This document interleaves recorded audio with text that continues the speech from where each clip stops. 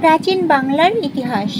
বাঙালি জাতির উৎপত্তি প্রায় 6 থেকে 7,000 বছর পূর্বে বিভিন্ন জাতি বর্ণের মিশ্রণে সৃষ্টি হয় সমগ্র বাঙালি জাতি। সমগ্র বাঙালি জাতিকে দুই ভাগে ভাগ করা যায়, যথা প্রাক আর্য বা অনার্য এবং আর্য জনগোষ্ঠী। প্রাক আর্য বা অনার্য প্রাক আর্য বা অনার্য জনগোষ্ঠী মূলত নেগ্রিটো, অস্ট্রিক, দ্রাবিড়, ভোটচিনিয়া বা মঙ্গোলিয়া এই 4টি শাখায় বিভক্ত ছিল। নেগ্রিটো, অস্ট্রিক, দ্রাবিড়, ভোটচিনীয় সংমিশ্রিত বাঙালি জাতি।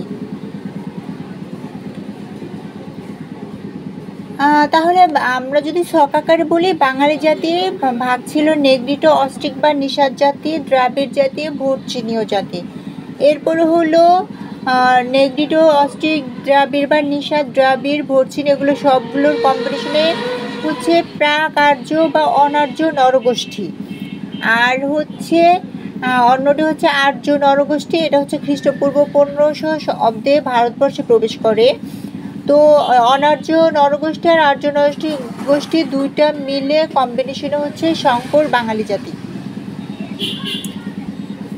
নেগ্রিটো, এই ভূখণ্ডের প্রথম জনগোষ্ঠী হচ্ছে নেগ্রিটো, যারা প্রায় 20,000 বছর পূর্বে আফ্রিকা থেকে বাংলাদেশ ভূখণ্ডে আগমন করে। বর্তমান অবস্থান আসামের নাগা জাতি, বাংলাদেশের সুন্দরবন অঞ্চল, যশোর ও ময়মনসিংহ জেলা। অস্ট্রিক জাতি থেকে বাঙালি জাতির প্রধান অংশ গড়ে উঠেছে বলে মনে করা হয়। এরা নিষাদ জাতি নামে পরিচিত।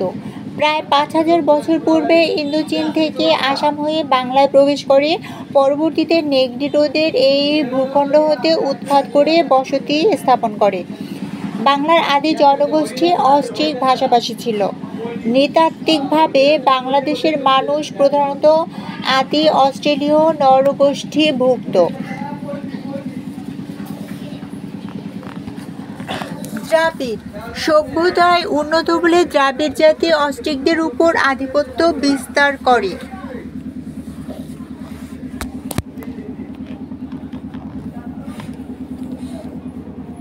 প্রায় 4,000 বছর পূর্বে খাইবার গিরিপথ দিয়ে দক্ষিণ ভারত থেকে এই ভূখণ্ডে আসে দ্রাবিড় জাতি। এরা মূলত সিন্ধু সভ্যতার স্রষ্টা। বর্তমান অবস্থান দক্ষিণ ভারতের তামিল, তেলুগু, কন্নড় ইত্যাদি অঞ্চলের জনগণ। ভোটচিনীয় বা মঙ্গোলীয় খ্রিস্টপূর্ব 200 অব্দে চীন ও তিব্বত হয়ে বাংলা ভূখণ্ডে প্রবেশ করে। বর্তমান অবস্থান গারো, ত্রিপুরা, চাকমা, কোচ ইত্যাদি ক্ষুদ্র নৃগোষ্ঠী হচ্ছে মঙ্গোলীয় জাতি। আর্য শব্দের অর্থ সৎ বংশজাত ব্যক্তি। আর্যদের আদি নিবাস ছিল ইউরাল পর্বতের দক্ষিণে কিরগিজ তৃণভূমি অঞ্চলে।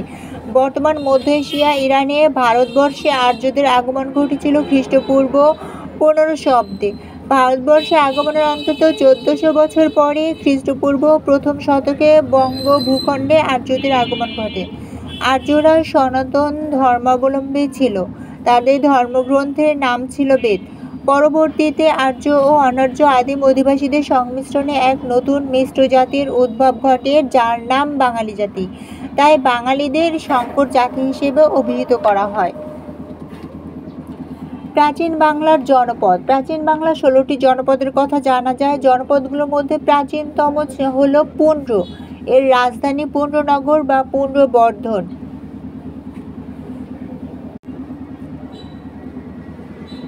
প্রাচীন বাংলার যে 16টি জনপদ এবং সীমানা রাজধানী: পুন্ড্র, বগুড়া, মহাস্থানগড়, রাজশাহী, রংপুর ও দিনাজপুর জেলার অংশবিশেষ।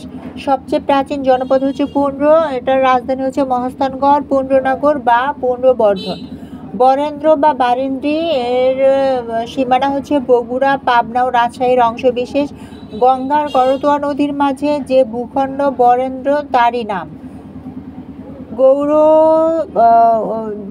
জনপদ হচ্ছে রাজশাহী, চাঁপাইনবাবগঞ্জ, ভারতের মালদহ, পশ্চিম দিনাজপুর, বীরভূম এবং মুর্শিদাবাদ।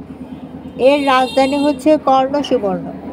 রাঢ় জনপদ হচ্ছে ভাগীরথী নদীর পশ্চিমাঞ্চল, কলকাতার দক্ষিণাঞ্চল এবং বাঁকুড়া জেলা। রাজধানী হচ্ছে কটিবর্ষ। চন্দ্রদ্বীপ, বরিশাল, পিরোজপুর, পটুয়াখালী, খুলনা, বাগেরহাট, গোপালগঞ্জ ইত্যাদি। বালেশ্বর ও মেঘনা নদীর মধ্যবর্তী স্থান। এটা হচ্ছে চন্দ্রদ্বীপ। হরিকেল হচ্ছে পার্বত্য চট্টগ্রাম, চট্টগ্রাম সিলেট। আরাকান হচ্ছে কক্সবাজার, বার্মার কিয়দাংশ, কর্ণফুলী নদীর দক্ষিণাঞ্চল। সমতট হচ্ছে বৃহত্তর কুমিল্লা, নোয়াখালী অঞ্চল ও ত্রিপুরা। কুমিল্লা শহরের 12 মাইল পশ্চিমে বড় কামতা এর রাজধানী ছিল। তাহলে রাজধানী হচ্ছে বড় কামতা বা রোহিতগিরি। বঙ্গ হচ্ছে কুষ্টিয়া, যশোর, নদিয়া, শান্তিপুর, ঢাকা, ফরিদপুর, বরিশাল, পটুয়াখালী এবং বৃহত্তর ময়মনসিংহ। সমৃদ্ধ নগরী বিক্রমপুর ও সোনারগাঁও ছিল এর রাজধানী, বঙ্গের রাজধানী। বিক্রমপুর হচ্ছে মুন্সিগঞ্জ ও পার্শ্ববর্তী অঞ্চল। কামরূপ, রংপুর, জলপাইগুড়ি আসামের কামরূপ জেলা। বাংলা বা বাংলা এটা হচ্ছে খুলনা, বরিশাল ও পটুয়াখালী বাংলা। তাম্রলিপ্তি এর সীমানা হচ্ছে পশ্চিমবঙ্গের মেদিনীপুর জেলা। উল্লেখ্য, বরিশাল বঙ্গ, চন্দ্রদ্বীপ এবং বাংলা বা বাংলা জনপদের অন্তর্ভুক্ত ছিল। তাহলে বরিশাল ছিল বঙ্গ, চন্দ্রদ্বীপ এবং বাংলা বা বাংলা জনপদের অন্তর্ভুক্ত। রাজশাহী ছিল গৌড়, পুন্ড ও বরেন্দ্র জনপদের অন্তর্ভুক্ত ছিল। বঙ্গ বা বাংলা নামের উৎপত্তি। বাংলা শব্দের উৎপত্তি বঙ্গ শব্দ থেকে। ঐতরেয় আরণ্যক গ্রন্থে সর্বপ্রথম বঙ্গ শব্দের উল্লেখ পাওয়া যায়। ঐতরেয় আরণ্যক গ্রন্থের লেখক মহিদাস। সুপ্রাচীন বঙ্গদেশের সীমা উল্লেখ আছে ডক্টর নিহার রঞ্জন রায়ের বাঙালির ইতিহাস গ্রন্থে। সর্বপ্রথম দেশবাচক বাংলা শব্দের ব্যবহার হয় আবুল ফজলের আইনে আকবরী গ্রন্থে। প্রাচীন ভারতীয় গ্রন্থের মধ্যে অন্যতম একটি হল কলহনের লেখা রাজতরঙ্গিনী। 1352 সালে সুলতানি আমলের শাসক শামসুদ্দিন ইলিয়াস শাহ বাংলার সব জনপদকে একত্র করে বাংলার নাম দেন বাঙ্গালা। তাই ইলিয়াস শাহ শাহী বাংলা নামে পরিচিত। প্রাচীন বাংলার ইতিহাস। প্রাচীন বাংলার যুগের কীর্তিসমূহ। ময়নামতি। ময়নামতি বাংলাদেশের কুমিল্লার কোটবাড়িতে অবস্থিত লালমাই অঞ্চলের একটি ঐতিহাসিক স্থান। বর্তমানে ময়নামতি অঞ্চলে যে ধ্বংসস্তূপ দেখা যায় তা প্রকৃতপক্ষে একটি প্রাচীন নগরী ও বৌদ্ধ সভ্যতার অবশিষ্টাংশ। প্রত্নতাত্ত্বিকদের মতে ইহা জয় কর্মান্ত বসাক নামক একটি প্রাচীন নগরীর অংশবিশেষ। ধারণা করা হয় ময়নামতির ধ্বংসস্তূপে প্রাপ্ত নিদর্শনসমূহ 8ম শতাব্দীর। উয়ারি বটেশ্বর। উয়ারি বটেশ্বর নামক প্রত্নস্থলটি নরসিংদী জেলার বেলাবো উপজেলায় অবস্থিত। এটি কায়রো নদীর তীরে অবস্থিত। এই সভ্যতা প্রায় 2500 বছর প্রাচীন। ধারণা করা হয় এই প্রত্নবশেষ 450 খ্রিস্টপূর্বাব্দের 1930 সালের দিকে স্থানীয় শিক্ষক মোহাম্মদ হানিফ পাঠান উয়ারি বটেশ্বরকে প্রথম সুধী সমাজের নজরে আনা শুরু করেন। 2000 সালে সুফি মুস্তাফিজুর রহমান ও মিজানুর রহমানের নেতৃত্বে এর খনন কাজ শুরু হয়। এতে আবিষ্কৃত হয় পদ্ম মন্দির বা লোটাস টেম্পল। প্রত্নতাত্ত্বিকদের অনেকেই উয়ারি বটেশ্বরকে টলেমির উল্লেখিত সোনাগড়া বলে উল্লেখ করেছেন। টলেমি তার বই জিওগ্রাফিয়া এ সোনাগড়া এর কথা উল্লেখ করেছেন। উয়ারি ও বটেশ্বর বেলাবো উপজেলায় অবস্থিত, পাশাপাশি দুটি গ্রাম। বৈদিক যুগে ধর্ম বিকাশ। বৈদিক যুগে জৈন ও বৌদ্ধ ধর্মের উদ্ভব হয়। জৈন ধর্মের প্রচারক মহাবীর। জৈন ধর্মের মূলনীতি 4টি। এই ধর্মের মূলতন্ত্রের নাম মার্গ বা চতুর্জাম, রচয়িতা পার্শ্বনাথ। বৌদ্ধ ধর্মের প্রবর্তক গৌতম বুদ্ধ, তার বাল্য নাম সিদ্ধার্থদেব। বোধি বৃক্ষ নামক বৃক্ষের নিচে 35 বছর বয়সে তিনি দিব্যজ্ঞান লাভ করেন। বৌদ্ধ ধর্মগ্রন্থের নাম ত্রিপিটক, 3 খণ্ডে বিভক্ত। গৌতম বুদ্ধের জন্ম নেপালের লুম্বিনীতে। তিনি 80 বছর বয়সে নেপালের কুশীনগরে মৃত্যুবরণ করেন। আলেকজান্ডারের ভারতীয় উপমহাদেশ আক্রমণ। আলেকজান্ডার জাতিতে আর্য গ্রীক। তিনি ছিলেন ম্যাসিডনের রাজা দ্বিতীয় ফিলিপসের পুত্র। অ্যারিস্টটল ছিলেন তার গৃহশিক্ষক। তিনি খ্রিস্টপূর্ব 356 অব্দে গ্রীসের ম্যাসিডনে জন্মগ্রহণ করেন। খ্রিস্টপূর্ব 335 অব্দে পিতা দ্বিতীয় ফিলিপসের মৃত্যু হলে তিনি সিংহাসনে আরোহণ করেন। আলেকজান্ডার খ্রিস্টপূর্ব 327 অব্দে ভারতবর্ষ আক্রমণ করেন। ম্যালেরিয়ায় আক্রান্ত হয়ে খ্রিস্টপূর্ব 323 অব্দে ব্যাবিলনে মহাবীর আলেকজান্ডার মৃত্যুবরণ করেন। আলেকজান্ডারের গৃহশিক্ষক ছিলেন অ্যারিস্টটল। অ্যারিস্টটলের গৃহশিক্ষক ছিলেন প্লেটো। প্লেটোর গৃহশিক্ষক ছিলেন সক্রেটিস। প্রাচীন বাংলার বিভিন্ন রাজবংশ। মৌর্য সাম্রাজ্য, গুপ্ত সাম্রাজ্য, বঙ্গ ও গৌড় সাম্রাজ্য, মৎস্য ন্যায়, পাল সাম্রাজ্য, সেন সাম্রাজ্য। মৌর্য সাম্রাজ্য। মৌর্য সাম্রাজ্যের শাসকগণ চন্দ্রগুপ্ত মৌর্য, তারপরে বিন্দুসার, তারপরে সম্রাট অশোক, তারপরে দশরথ, তারপরে সম্প্রতি শাল্লিশু, বৃহদ্রথ, শতধানবান, দেববর্মন। শালিশুকের পরে হচ্ছে দেববর্মন, দেববর্মনের পরে শতধানবান, তারপরে হচ্ছে বৃহদ্রথ, সবার শেষে বৃহদ্রথ। ভারতীয় উপমহাদেশের প্রথম সাম্রাজ্যের নাম মৌর্য সাম্রাজ্য। মগধরের সিংহাসনে আরোহণের মধ্য দিয়ে চন্দ্রগুপ্ত মৌর্য এই বংশের প্রতিষ্ঠা করেন। মৌর্য বংশের সর্বশেষ সম্রাট ছিলেন বৃহদ্রথ। মৌর্য সাম্রাজ্যের রাজধানী ছিল পাটলিপুত্র। মৌর্য যুগে বাংলার প্রাদেশিক রাজধানী ছিল পুণ্ড্রনগর। পুণ্ড্রনগর বা পুণ্ড্রবর্ধন হচ্ছে বাংলার সবচেয়ে প্রাচীন বসতি। প্রথম সম্রাট প্রতিষ্ঠাতা চন্দ্রগুপ্ত মৌর্য। শ্রেষ্ঠ সম্রাট হচ্ছে সম্রাট অশোক, আর শেষ সম্রাট হচ্ছে বৃহদ্রথ। চন্দ্র মৌর্য খ্রিস্টপূর্ব 324 থেকে 300 অব্দ। চন্দ্রগুপ্ত মৌর্য ভারতে মৌর্য সাম্রাজ্যের প্রতিষ্ঠাতা। তিনি ছিলেন ভারতের প্রথম সম্রাট। তার রাজধানী ছিল পাটলিপুত্র। অর্থনীতিবিদ ও কূটনীতিবিদ চাণক্য ছিলেন তার প্রধানমন্ত্রী। চাণক্যের ছদ্মনাম ছিল কৌটিল্য, যার বিখ্যাত গ্রন্থ অর্থশাস্ত্র। রাষ্ট্রশাসন ও কূটকৌশলের সারসংক্ষেপ এই অর্থশাস্ত্র। অর্থশাস্ত্রে গৌড়, বঙ্গ, পুণ্ড্র এই তিনটি রাজ্যের পরিচয় পাওয়া যায়। কথিত মতে চন্দ্রগুপ্তের বিবাহ হয় গ্রিক মহাবীর আলেকজান্ডারের সেনাপতি সেলিউকাসের কন্যা হেলেনের সাথে। চন্দ্রগুপ্তের দরবারে সেলিউকাসের পাঠানো রাষ্ট্রদূত ছিলেন মেগাস্থিনিস। 302 অব্দে চন্দ্রগুপ্ত মৌর্যের দরবারে আসেন। মেগাস্থিনিস তার ইন্ডিকা নামক গ্রন্থে তৎকালীন ভারতের আর্থসামাজিক অবস্থার বিবরণ তুলে ধরেন। বিন্দুসার 300 থেকে 273 খ্রিস্টপূর্ব। চন্দ্রগুপ্তের পর সিংহাসনে আরোহণ করেন চন্দ্রগুপ্তের পুত্র বিন্দুসার। ইতিহাসে তিনি অমিত্রাঘাত বা শত্রুহন্তা নামে পরিচিত। সম্রাট অশোক 273 থেকে 232 খ্রিস্টপূর্ব। বিন্দুসারের পুত্র সম্রাট অশোক ছিলেন প্রাচীন ভারতের শ্রেষ্ঠ সম্রাট। তিনি মৌর্য সাম্রাজ্যের তৃতীয় শাসক এবং উত্তর বাংলা জয়কারী প্রথম মৌর্য সম্রাট। সিংহাসন দখলের জন্য 99 জন ভাইয়ের অধিকাংশকে পরাজিত ও হত্যা করার জন্য ইতিহাসে তাকে চণ্ডাশোক বলা হয়। সিংহাসনে আরোহণের অষ্টম বছরে খ্রিস্টপূর্ব 260 অব্দে, মতান্তরে খ্রিস্টপূর্ব 261 অব্দে তিনি কুলিঙ্গের যুদ্ধে জয়ী হন। এই যুদ্ধে প্রায় 1 লক্ষ লোক নিহত হয়। কুলিঙ্গ যুদ্ধের বিভীষিকা ও ভয়াবহ রক্তপাত দেখে তিনি বৌদ্ধ ধর্ম গ্রহণ করেন। তার শাসনামলে বৌদ্ধ ধর্ম রাজধর্মের স্বীকৃতি পায়। এজন্য তাকে বৌদ্ধ ধর্মের কনস্ট্যান্টাইন বলা হয়। তিনি ব্রাহ্মী লিপিকে বিলুপ্তির হাত থেকে রক্ষা করেন।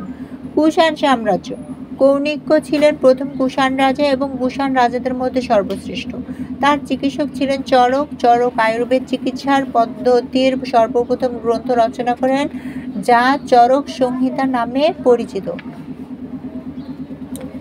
গুপ্ত সাম্রাজ্য। গুপ্ত সাম্রাজ্যের শাসকগণ প্রথম চন্দ্রগুপ্ত, সমুদ্রগুপ্ত, দ্বিতীয় চন্দ্রগুপ্ত, প্রথম কুমারগুপ্ত, স্কন্দগুপ্ত, পুরগুপ্ত, দ্বিতীয় কুমারগুপ্ত, বুধগুপ্ত, বন্যগুপ্ত, নরসিংহগুপ্ত, বালাদিত্য, তৃতীয় কুমারগুপ্ত, বিষ্ণুগুপ্ত। গুপ্ত যুগকে প্রাচীন ভারতীয় উপমহাদেশের স্বর্ণযুগ বলা হয়। গুপ্তদের আদি অবস্থান ভারতের উত্তরপ্রদেশ। এই সাম্রাজ্যের প্রতিষ্ঠাতা শ্রীগুপ্ত। ভারতের মহারাষ্ট্রের অজন্তা ও ইলোরার গুহা চিত্রে গুপ্ত যুগের নিদর্শন পাওয়া যায়। হিউয়েন সাং-এর ভ্রমণলিপিতে এই গুহা চিত্রের বর্ণনা রয়েছে। এই যুগের ভাস্কর্যকে ধ্রুপদী ভাস্কর্য বলা হয়। প্রথম সম্রাট প্রতিষ্ঠাতা শ্রেষ্ঠ হচ্ছে প্রথম চন্দ্রগুপ্ত। প্রথম সম্রাট আর প্রতিষ্ঠাতা হচ্ছে প্রথম চন্দ্রগুপ্ত। শ্রেষ্ঠ সম্রাট হচ্ছে সমুদ্রগুপ্ত আর শেষ সম্রাট হচ্ছে বিষ্ণুগুপ্ত। প্রথম চন্দ্রগুপ্ত 320 থেকে 340 খ্রিস্টাব্দ। উপাধি মহারাজাধিরাজ। গুপ্ত বংশের প্রকৃত প্রতিষ্ঠাতা ছিলেন প্রথম চন্দ্রগুপ্ত। তিনি 320 খ্রিস্টাব্দে পাটলিপুত্রের সিংহাসনে আরোহণ করেন। সমুদ্রগুপ্ত 340 থেকে 380 খ্রিস্টাব্দ। উপাধি ভারতের নেপোলিয়ান। চন্দ্রগুপ্তের মৃত্যুর পর তার পুত্র সমুদ্রগুপ্ত সিংহাসনে বসেন। তিনি ছিলেন গুপ্ত বংশের শ্রেষ্ঠ রাজা। তাকে প্রাচীন ভারতের নেপোলিয়ান বলা হয়। দ্বিতীয় চন্দ্রগুপ্ত 380 থেকে 415 খ্রিস্টাব্দ, উপাধি বিক্রমাদিত্য। সমুদ্রগুপ্তের মৃত্যুর পর দ্বিতীয় চন্দ্রগুপ্ত পাটলিপুত্র সিংহাসনে বসেন। তিনি উজ্জয়িনীতে সাম্রাজ্যের দ্বিতীয় রাজধানী স্থাপন করেন। দরবারে অনেক প্রতিভাবান ও গুণী ব্যক্তি সমবেত হয়েছিলেন। এর মধ্যে প্রধান 9 জনকে নবরত্ন বলা হয়। তার সভায় কালিদাস, বিশাখা দত্ত, নাগার্জুন, আর্যদেব, সিদ্ধসেন, দিবাকর প্রমুখ কবি সাহিত্যিকের সমাবেশ ঘটে। সংস্কৃত ভাষার মহাকবি কালিদাসকে উইলিয়াম শেক্সপিয়ারের সাথে তুলনা করা হয়। তার বিখ্যাত কাব্য মেঘদূত, কুমার সম্ভব, রঘুবংশ ইত্যাদি এবং বিখ্যাত নাটক অভিজ্ঞান শকুন্তলা। আর্যভট্ট, বরাহ মিহির ছিলেন তৎকালের বিখ্যাত বিজ্ঞানী। আর্যভট্ট প্রথম পৃথিবীর আহ্নিক ও বার্ষিক গতি নির্ণয় করেন। তিনি প্রথম শূন্য এর ধারণা দেন। আর্যভট্টের গ্রন্থের নাম আর্য সিদ্ধান্ত। বরাহ মিহির ছিলেন একজন জ্যোতির্বিদ। তার বিখ্যাত গ্রন্থের নাম বৃহৎ সংহিতা। নবরত্নদের মধ্যে ছিলেন বিখ্যাত সংস্কৃতি ব্যাকরণবিদ অমর সিংহ। তিনি রচনা করেন সংস্কৃত অভিধান অমরকোষ। বিক্রমাদিত্যের সময় প্রথম চৈনিক পরিব্রাজক ফাহিয়েন ভারতে এসেছিলেন। ষষ্ঠ শতকে মধ্য এশিয়ার যাযাবর জাতি হুনদের আক্রমণে গুপ্ত সাম্রাজ্য ভেঙে যায়। গুপ্ত বংশের সর্বশেষ রাজা ছিলেন বিষ্ণুগুপ্ত। পুষ্যভূতি রাজ্য।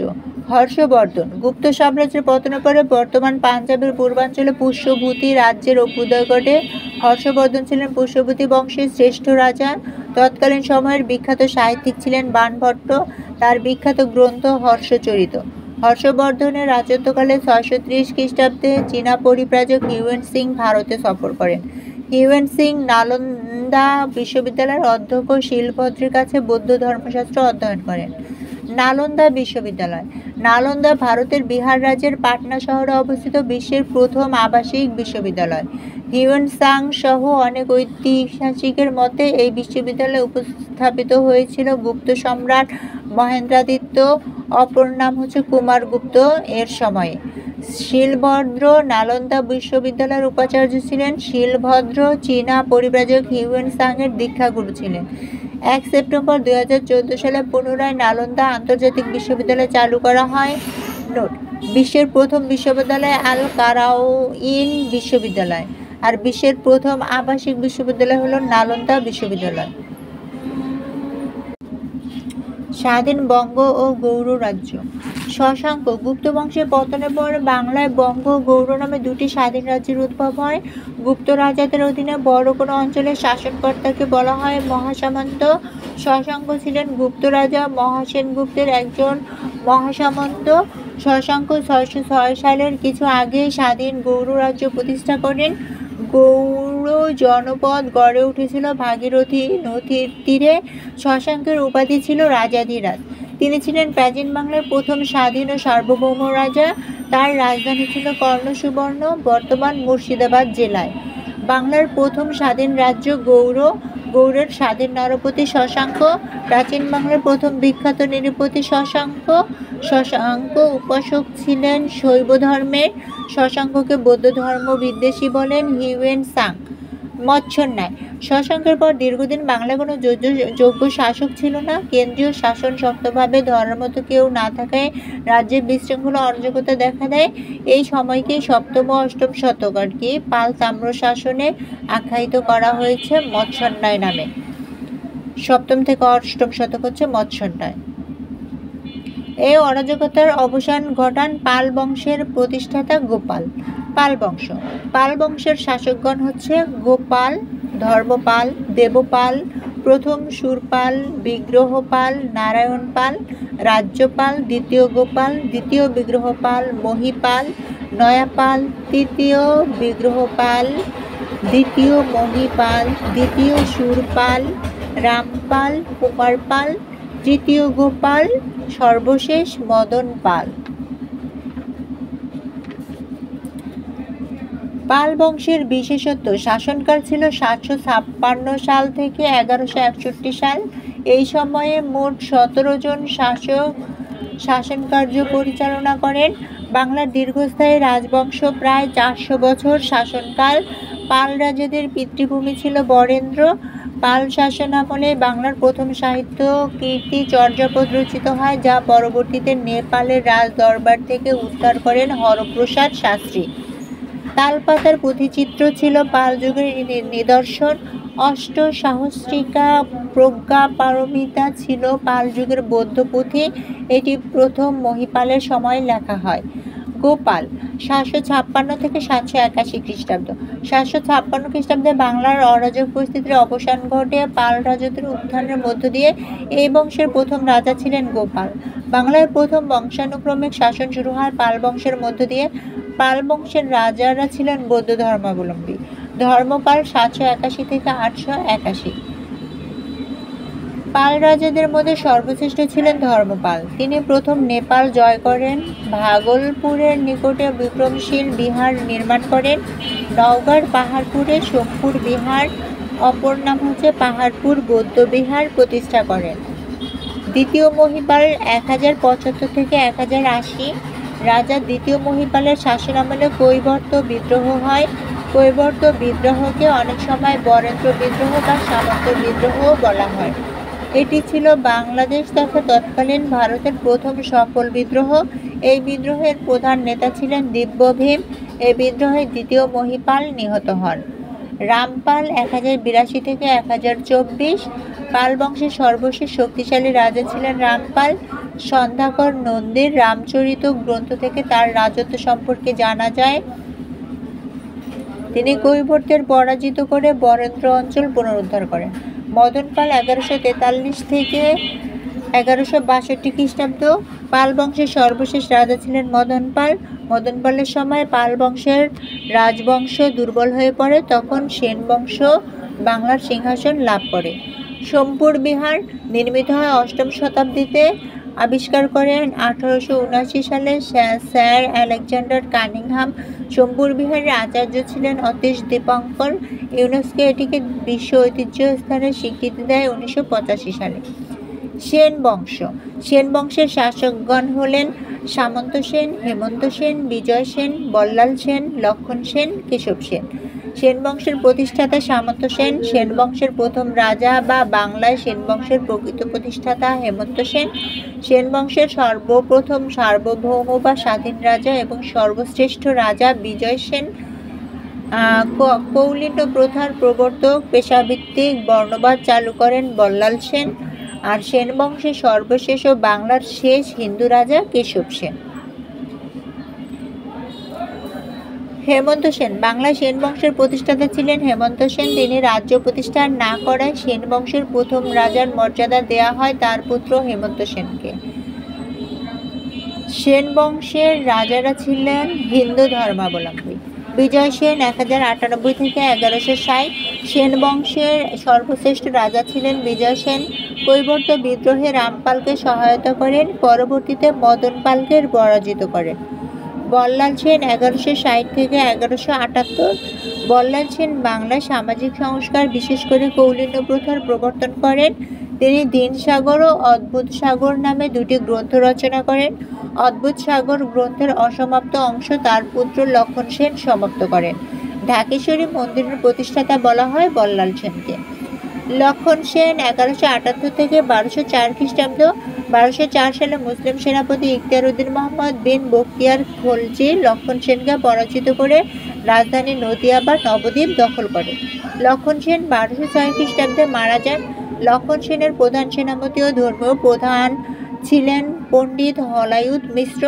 লক্ষণ সেনের পর তার দুই পুত্র বিশ্বরূপ সেন ও কেশব সেন আরও কিছু সময় 1205 থেকে 1230 খ্রিস্টাব্দ বিক্রমপুর থেকে বাংলাদেশের অন্যান্য অংশ শাসন করেন, নদিয়া ব্যতীত।